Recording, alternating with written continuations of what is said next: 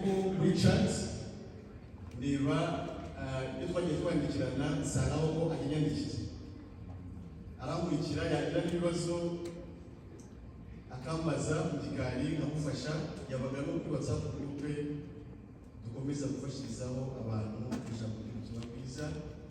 Ndavuga nti rero kuva rimwe ni data watashye ngomba kuhava. Bigeze nijoro yampamagaye bigeze nijoro umuvandimwe dukora n'ivugabutumwa tuba turi kumwe ahantu henshi mu bintu byinshi apfusha papa Rusizi nanabimenya mbere bamuhamagaye baramukura abarenge bahamagara mushiki we niwe bamuhamagaye arambwira ati papa arapfuye kandi twahamagaye Mugisha niko yitwa turamubura bati dufashe ubutumenyeshereza ayo makuru ngira madamu ngo twararyamye tubyuke tugiye mu rugo tujye kubamenyesha wenda wasinziriye bashyize telefone muri siransiye ariko ntabwo twabirarana kandi wenda bazashyingura ejo ariho uyu munsi reka tujye mu rugo turi kubabwira ibyabaye. Tujyayo koko turababyutsa dusanga bari bataramenya amakuru dutangira kupanga uburyo buri buke bagenda bajya Rusizi gushyingura ariko ntangira kwibaza uburyo nari bujyane nawe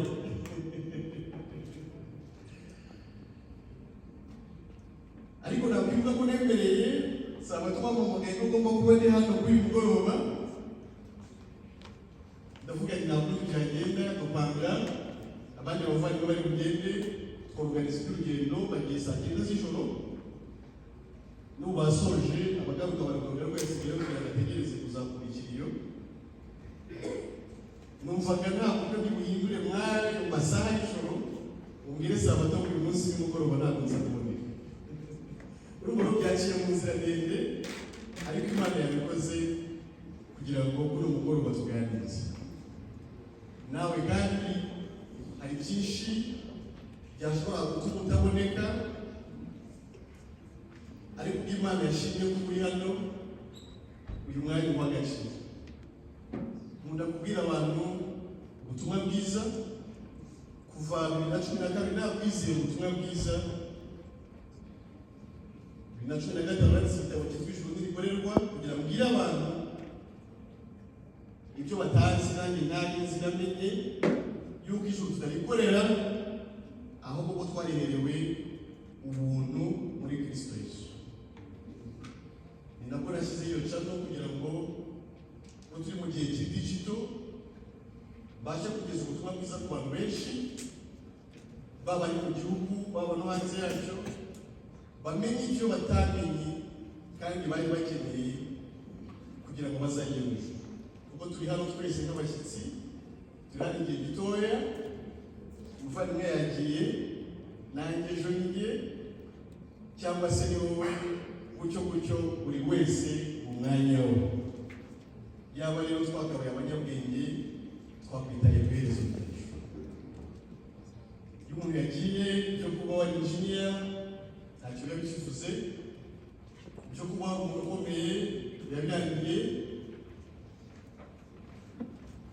kigira umumaro wo kuba wizeye Yesu ukaba uvuye mu isi uzi neza ko ugiye mu ijuru.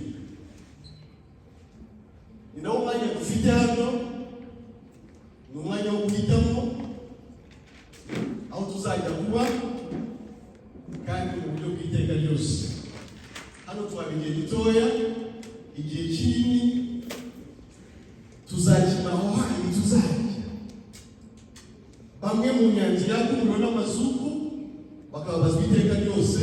Amazuku n'ibiriya bintu ikirunga cyagize eruption cyo bita eruption volcanique biriya bintu biturukamo mu kirunga bimeze nk'igikoma byaka cyane igoma byarabaye igihe cyashize kugira ngo mwarabikurikiye kuri social media.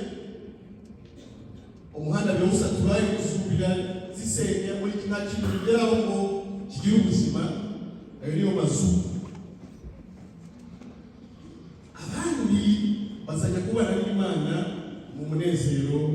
witeka ryose. Aho niho mwifuriza nawe kuzaba. Sidaze tumanda kuba warabayeho ufite private jet ukanezezwa by'akanya gato, niba uzajya mu muriro ntacyo bizabikoze rwose.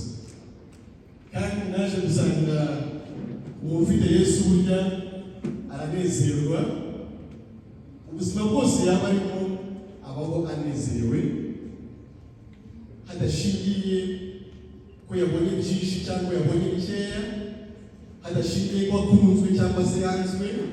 Muri ibyo yaravuze ngo najyaga ajya kwiba ry'isi na 23, mfite inyota nyinshi cyane, naba ngiye kunywa amazi agakamugo nuko nkayabura nkirewe. Iri riba ry'isi.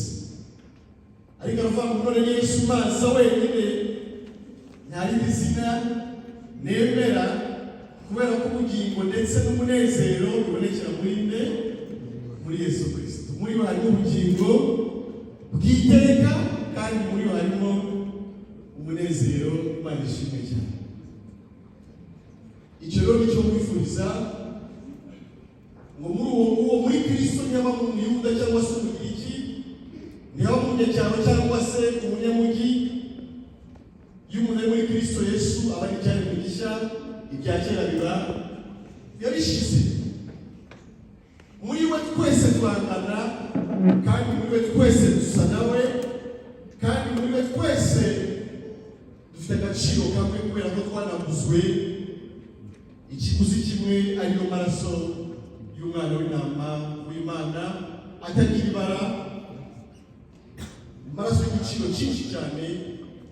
Niyo mpamvu icyo twaguzwe kingana n'icyo turi cyo. Ako niho gaciro karuta kandi gaciro kose. Twabwiwe byinshi, twigishijwe byinshi, ariko niba bitaratugejeje ku byiringiro bizima by'ubugingo buhoraho. Umugabo witwa Nikodemu yasanze Yesu nijoro, n'amagambo dusoma mu Ivanjili ya Yohana 3 cyangwa se mu butumwa bwiza bwa Yesu Kristo bwanditswe na Yohana. Aramubaza ngo wari iki kugira ngo ndaguhe ubugingo buhoraho? Aramubwira ngo ndasaba kuvuka ubwa kabiri. Aramubwira ati se ko ndi umuntu mukuru nasubira mu nda ya mama nkongera kuvuka? Ariko Yesu aratangara. Abo ariko Nikodemu ni gutuma umwigisha w'abandi, nawe utazi uburyo umuntu yavuka bwa kabiri. Amubwira kugira ngo n'amazi n'umwuka. Abantu babisomye gutyo, babisoma textuellement nk'uko byanditswe, bajya kutubatiza mu mazi ngo tuvutse ubwa kabiri. Baratubeshye. Ivuko rya mbere ni irihe? Irya kabiri ni irihe? Irya mbere ni dukomora kuri Adamu. Kuri uwo twese turi abanyabyaha ku kigero kimwe. Abaroma 5:18. Ndagerageza kwihuta kugira ngo n'izindi gahunda zize kubona umwanya wazo. Aravuga ngo igicumuro cy'umuntu umwe cyateka abantu bose bahinduka abanyabyaha, banacibwa witeka. Ntabwo umuntu w'umunyabyaha ageze kuri duza nk'uko batwigishije ku myaka 12 oya. Igicumuro cya Adamu cyateka abantu bose bahinduka abanyabyaha, banacirwaho iteka. Muri abo nawe urimo, muri abo nanjye muri Adamu narimo. Aho rero ni ivuko rya mbere riri, ni ivuko dukomora kuri Adamu. Umuntu wese ubyarwa n'umugabo n'umugore wabakomotse kuri Adamu, kandi abavutse ari umunyabyaha avukanye kamere y'icyaha. Ibindi yibonaho ni imbuto z'icyaha, ntabwo ari cyo cyaha gize. Rero bari gushyigikira kubeshya, kwiba, gusambana n'ibindi byinshi, mashyari. Ibyo byose ni imbuto z'icyaha. Ariko igiti nyirizina nicyo kibazo. Bagatubwira ngo mwihane kubeshya, ariko si igitera kubeshya ngo naho cyagiye. Mwihane kurakara, ariko si igituma urakara cyagiye, n'ejo uzongera urakara. Niyo mpamvu mwihana kuva bakarega bapfa bakiyana bakanabaza ngo bajya gupfa ninde yabw'ibyaha ariko ibyo bintu bitashize aho yabyihaniye ntibumva ko bijyanye n'iye. Icyo ni icyaha tuvukana twese, kamere y'icyaha, ubuzima bw'icyaha bwakomotse ku kutumvira Imana kwa Adamu. Igihe Imana imurema nk'uwatubanjirije twese ikamubuza kujya ku giti cy'ubwenge umenyekanisha icyiza n'ikibi, ikamubwira ngo umunsi wakiriyeho no gutuza inzoka, shitani mu ishusho y'inzoka igaca kuri Eva ikamubwira ko nta kibazo k'Imana yabashitse, ko ntacyo bitwaye kujya kuri icyo giti. Umugore akijyaho ariko abantu umugabo nawe ararya, bahita bisanga bambaye ubusa kandi urupfu ruba ruratangiye koko. Ubwo buzima bw'icyaha bwinjiye mu muntu kuko nta mwana bari barabyaye mbere y'uko bakora icyaha. Ubwo buzima bwabaye uruhererekane ku bantu bose babayeho, abariho n'abazabaho bavukana iyo kamere y'icyaha. Iyo ni ryo vuko rya mbere. Agahinja kanganya n'umusaza ubunyacyaha. Ntabwo Imana ibara ibyaha ku mubare w'ibyaha cyangwa se w'imbuto z'ibyaha umuntu yibonyeho, oya. Niyo mpamvu Yakobo 2:10 hava umuntu witondera amategeko y'Imana yose tekereza kandi ntawe ubaho, agasitira ku itegeko rimwe akaba yayishe yose. Utari wasitira ntabwo namanije akabura arahari. Niba nawe rero amategeko yose mwarayishe kandi ibintu by'ibyaha urupfu. Iyo tuvuga urupfu si urunguru, uru nta kibazo ndaza kuhagera, oya. Muri byo yavuze ngo nugenza utyo mwana umwuka nuhera urupfu ruzanyinjiza aho bategetse ngo nibwo nzakumenya nk'ukunzi nanjye mukiza, ngo nziratire imbere yawe ko tuzahorana. Niba hari ikintu ntungura iyo mwene yavuye mu mubiri, niyo nikubwiriza gutya merekeza mwene data, ku mutima haba hariho ngo arananze gutaha. Ntabwo mama bari barishimye ariko muri byo harimo ngo njye nzagenda ryari. Hano mu isi ntabwo ari iwacu, namaze kuba umwana w'Imana sinyiberanye no kuba hano, mpari kwiha impamvu gusa kugira ngo mbwire abari mu butumwa bwiza. Mazi imirimo yo mw'isi ajyama ntirangiza, azaba amagara mwiza. Ntabwo mwizi imirimo ajyama mw'isi ntirangiza, azaba amagara ageze he mu ijuru. Ntabwo nzicwa rero n'impanuka, ntabwo nzicwa na malariya, ntabwo nzicwa n'igisasu, oya. Ahubwo imirimo yo mw'isi ajyama ntirangiza, azamamagara ageze he mu ijuru. Nzaba ntashye kubera ko mpamagaye, ntabwo nzaba ntashye kubera ko ndarwaye. Ntabwo indwara yakora ko ndwara w'Imana. Niyo mpamvu nta kibazo dufitanye n'urupfu rw'umubiri, twamaze kuba abadapfa. Eternal life, ubugingo buhoraho n'icyo bivuze ni ukubaho iteka ryose. Navugaga ivugo rya mbere, ni ivugo dukomora kuri Adamu, ryatugize abanyabyaha. Hatavuyemo pasita, hatavuyemo bishop, hatavuyemo aposo, hatavuyemo papa, bose bakoze ibyaha. Abaroma 3:23 ujye mwisoma n'ibyo bazira ntibashyira ubwiza bw'Imana. Kuki badavuze ngo except bashyire mu izina ryawe?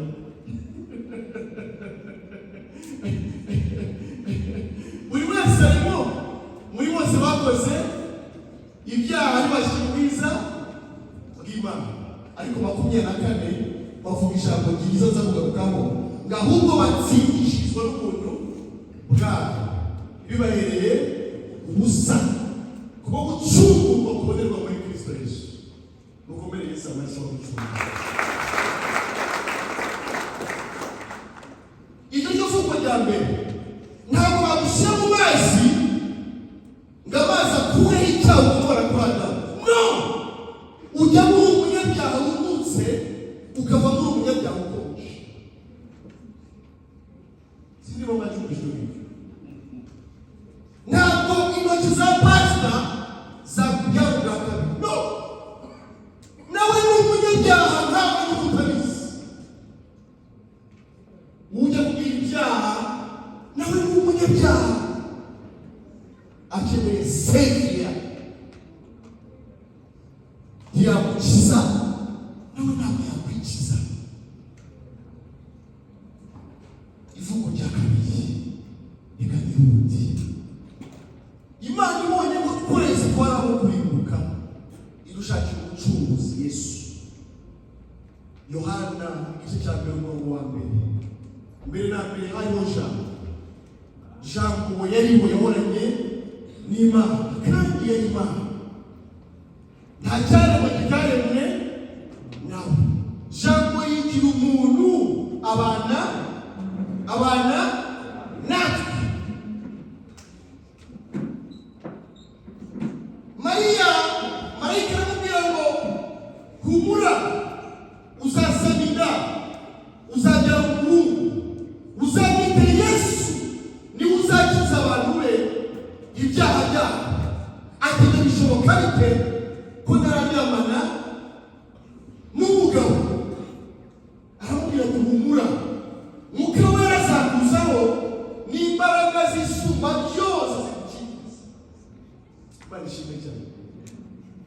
Mwuka Wera azakuzaho ariko n'imbaraga z'isumba byose zimukingiriza. Niko kuntu hatabayeho guhererekanya k'ubuzima bwa Mariya n'ubwa Yesu Kristo. Yatewe inda ya Mwuka Wera ngo niyo mpamvu Uwera uzavuka. None wagiye kuvuka nde? Uwera havukaga abanyabyaha. Uwo ntiyabonetse ku bushake bw'umugabo ndetse n'umugore, yabonetse ku mbuto ya Mwuka Wera. Niyo mpamvu yavuze ari Uwera. Abaheburayo 4 igice cya 4 umurongo wa 14 haravuga ngo yageragejwe mu buryo bwose ariko ntiyigeze akora icyaha. Abakorinto ba 2:21 baravuga ngo ni Kristo utarigeze kumenya icyaha uretse no kugikora muri conscience ye, mu bitekerezo bye ntabwo yigeze amenya icyaha. Uwo niwe wafunze umukiranutsi anabaho ubuzima bwo gukiranuka. Ntabwo Yesu yindaga ibyaha kuko nta buzima bw'icyaha yari afite, ntabwo abitekerezagaho. Biri kumvikana? Iyo Bibiliya ivuga umukiranutsi ni uwo wenyine, ni uwavutse ari umukiranutsi abaho n'ubuzima bwo gukiranuka. Biri kumvikana? Wegeragejwe mu buryo bwose nkatwe ariko yigera akora icyaha. Kera mu isezerano rya kera cyane cyane mu gitabo cy'Abalewi niho batubwira ibyo gutamba batambira Abisirayeli igitambo cy'ibyaha byabo. Muri Abalewi 16 bavuga umunsi mukuru w'imbongano wo guhongera Abisirayeli bose ibicumuro byabo.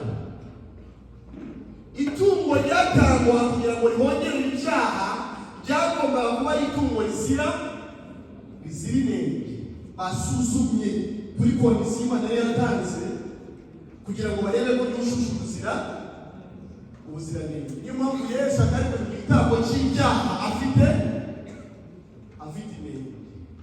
Biri kumvikana? Yohana 1:29 dore ko intama w'Imana niwe ukuraho ibyaha by'abari mu isi. Igihe gikwiriye kigeze, Imana iramutanga kugira ngo ahinduke igitambo cy'ibyaha byanjye, cy'ibyaha byawe, cy'ibyaha by'abari mu isi. Abayobora umurongo wa 10 natwe gushaka ko Imana kwatumye twezwa tubiheshejwe n'uko umubiri wa Yesu watanzwe rimwe risa ngo bibe bihagije iteka. Abantu bumve neza, uze kubasoma, ntabwo ni gusoma narakijijwe mpabwa Mwuka Wera no kumenya ijambo ry'Imana nyine navutse mu ijuru. Ariko uze gusoma, you follow me, uraza gusanga ndi kuvuga nta kintu ndi kongeraho.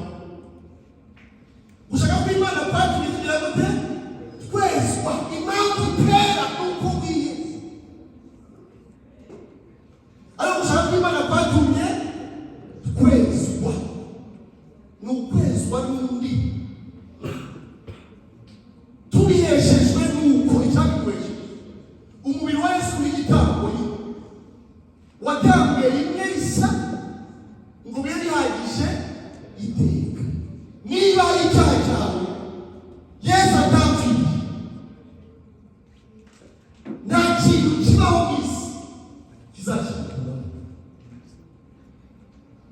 kuko ibyaha na kera na kare byakurwaga ku gitambo. Afurika twakoze icyaha bigashyirwa ku gitambo, igitambo kigapfa kizize ibyaha, twakoze ibyaha wagataha umwe. Sikuyagendaga bivuze ko ntabwo Imana yishe Yesu itabanje kumaraho ibyaha byanjye n'ibyawe. Yaba yaramubonye umusore, niba ibyaha byanjye rero Yesu yazize, ntabwo yayibuze igitambo ngo amenye n'amaraso y'impongano ngo nanjye nsigaye ndi umunyabyaha. Ntabwo byashoboka. Ukubwira ko hari ibyaha wasigaranye we yagukuraho, arabikuza wiki. Na kera na kare ntabwo ibyaha byavaga ku muntu hatabonetse igitambo. Ntibyashoboka. Hakaboneka n'umutambyi, ariko hakaboneka n'umutambyi. Kuri uyu munsi abantu bigize abatambyi bo kwa Lewi. Ninde wagize abatambyi bo gukuraho abantu ibyaha? Ariko ibyanditswe birahari, abantu basoma ntibabyumve. Ngabo muzababarira ibyaha bazaba ntabwo ari ukubwira ngo turakubabariye ngo Imana ikubabarira. Ni ukukubwira ubutumwa bwiza bw'uburyo wababariye ibyaha muri Kristo Yesu. Wabyizera ukabura wabariwe. Nanjye mfite ubushobozi bwo kubabarira. Nibyo ndi gukorana nawe, ni ukubarangira aho ibyaha byabo byabaviriyeho. Bakwizera bakababarira, batakwizera bakabikomana.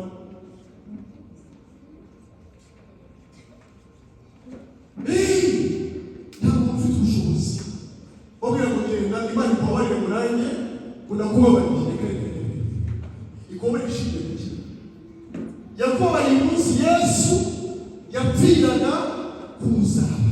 Abayobora 10:18 Imana yaravuze ngo ibyaha byabo n'ubugome bwabo sinzabyibuka ukundi. Ngo nuko rero ubwibwe babariwe ntihakiriho kongera gutanga ibitambo by'ibyaha. Byibura reka babwire umuntu nakubwira ko ari kugukuraho ibyaha, uzavuga ati basi zaniyene, basi menye ko ngiye gupfa mu cyimbo cyane, wambara igishura na efodi mbese by'abatambyi byose, wari kuva neza atigeze apfa. Kubera ko Yesu apfuye yari akuyeho ubutambyi bwa mbere, ahindutse umutambyi iteka ngo mu buryo bwa Melkisedeki. wizeye ibyo ukizera ko ibyaha byawe byose byakuvuyeho bitazakuvaho, byakuvuyeho, yanyishyuriye yamyenda yose, yababariye ibyaha, atumanerabe. Azishyura cyangwa yishyura?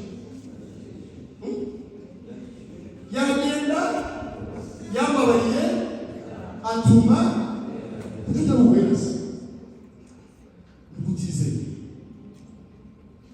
Baririmbye umurwa w'amahoro w'abera, ariko byambabaza hirya y'umuntu utamuhera uri kuvuga iby'umurwa, cyaba ari ikibazo gikomeye.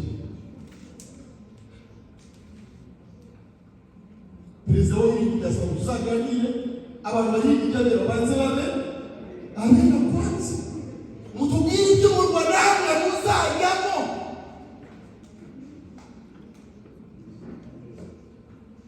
Yo wizeye ibyo udashidikanya, abarongo cy'umurongo wa 10 haravuga ngo kuko umutima ari umuntu yizeza akabarwaho gukiranuka, Imana ikubaraho gukiranuka kwa Yesu Kristo.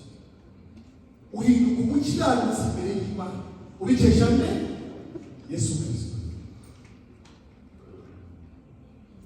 Unamuvuza umakanga ahubwo ubwa kabiri.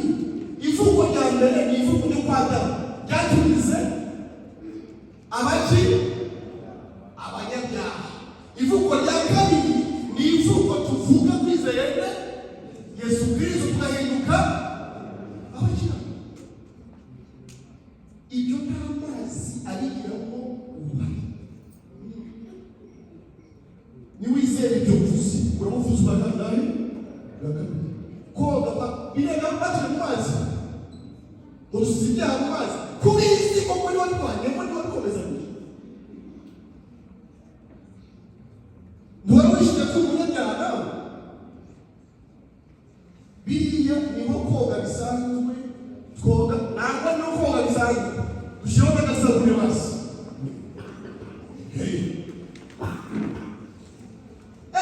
abantu barabizi ibisimu babandikishura cy'umweru mu bagaragaze ko bakutwekanda umutima wawe utajya gusoma kugira ngo utavuze ubwaka kugira ngo umunya upfuye wone warimbuka. Ariko n'uwizeye ibyo uvuze uravuga ku Mana. Abaroma 3:21 uvuga uravuga haravuga ariko noneho hariho gucana kw'Imana kwa ijuru kwagize gute kudaheshwa n'amategeko, ntabwo umuntu aguheshwa n'amategeko yubahirije. Hari agahungu kasanze Yesu, reka navugeho gatoya, umuyobozi wa Kongo nabona aze gusinyira karamubwira ati mwigisha nakora iki kugira ngo nzahabwe ubwami bw'Imana? Aramubwira ati genda wese amategeko uteyane, ati ntukice ntukibe ntugasambane n'ibindi. Kubera iki usanga muri ibyo umuntu wese ugishaka gukora kugira ngo azajye mu ijuru akeneye kuza guhana n'amategeko akamutsinda kwanza, biri kumvikana, agasanga Yesu yananiwe amategeko kugira ngo abashe kumutsindishiriza. Karamubwira ati jyewe tinayubahirije ubuto bwanjye. Unarabesha arimo kubesha nyine ava kubahirije kandi kubesha the Messiah. So Yesu ndiye gukoresha amagambo ya prophetique y'ubwenge bwinshi. Aramubwira ko nabyo genda ugurisha ibyo ufite byose ubigabanye abakene nurangiza uze muri iki Baba tuzi bishira burani usikinyaza yakwereka ko nta tegeko nyiri yigeze yubahiriza. Kubera iki? Amategeko yose akubiye muri abiri: ukundisha Uwiteka umutima wawe wose, ubwenge bwawe, ubugingo bwawe, n'imbaraga zawe, kandi ukunde mugenzi wawe nk'uko. Reka tujye muri formule rero turebe ibintu Yesu yaravuze. Si ibyo ngibyo byombi. Ni gute wigwisha ubutunzi buturanye n'abakene kandi iyo utaganira imbere umubishe ukunde mugenzi wawe nk'uko, kugira amenye koko ko wabikoze, genda ubanza ukurishe cyane uhereze abakene baramukubise. Nurangiza uza ukurikira Mesaya, ukurikira Imana, ukurikira Yesu, nta kintu na kimwe ufite bigaragaza ko ukundishije Uwiteka. Yesu Uwiteka se umutima wawe n'ubwenge bwawe n'imbaraga zawe n'ubugingo bwawe rwose. Nta munaniro yombi, nta munaniro yombi gusa yashoboye iki? Yarambweretse icyo amategeko avuze kugira ngo amwereke ko atigeze ayashoboye. Hari magambo Yesu yavuze mu butumwa bwiza abwira abafarisayo uburyo bajya babwira abantu gutanga ibya cumi by'isongi na nyiragasogereza, kubera ko aho ngayo iyo ni itegeko riryoshye abantu bakuramo akantu ariko bakibagirwa ayandi mategeko. Arababwira ngo ibyo mwari mukwiye kubikora ariko mutaretse n'ibindi nabyo. Ntabwo yaravuze ngo bajye gutanga ibya cumi n'amategeko. Yarababwiye ngo niba mushaka kwisuzuma mu mategeko, mwe kugira na rimwe musige kugira ngo abatsinde. Nicyo bivuze. Birumvikana? Ntabwo amategeko, niba ushaka kugerageza amategeko, ntabwo amategeko ari self-service. Self-service uragenda ugafata ibyo wumva ukunda. Ngewe n'agafiriti, ngewe n'agaceri, ngewe nitwa makaroni, ngewe ibindi ntabwo ushaka. Kuri bife y'amategeko ni ukuyafata yose udasize na rimwe, uretse no kuyasiga nyuma yose. Umukobwa uri mu mihango w'Imana iminsi ibiri, wabyaye umuhungu w'Imana iminsi ibiri, imyenda mwese mwambaye ntabwo amategeko yemewe. Ni ukwambara imyenda ibohesheje ubudodo bw'ubwoko bumwe, kwiyogoshesha ugaconga mu maso ibi byacu. Amategeko 613 uretse no kuyubahiriza no kuba iyo ushaka kubwira abantu amategeko nawe babwira urugendo rwo ku isabato ungana iki murebure gukora. Abantu bajya kubahiriza isabato bishe isabato.